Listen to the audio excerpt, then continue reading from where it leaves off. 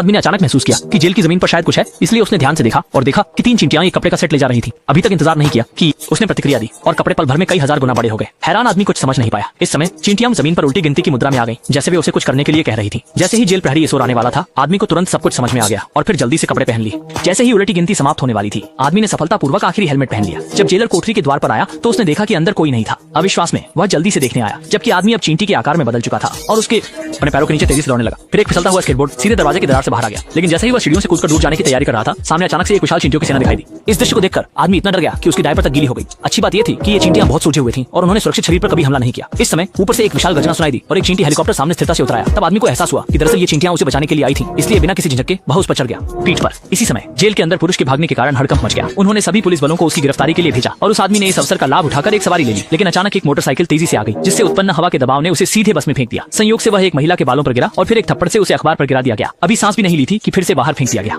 बाहर खिड़की से उठती हुई गर्मी ने उसे 100 मीटर ऊंचाई तक धकेल दिया। लगातार आने वाले धक्कों ने पहली बार उड़ान भर रहे आदमी को चकरा दिया। अंत में उसने अपनी आंखें बंद कर ली और सीधा नीचे गिर गया।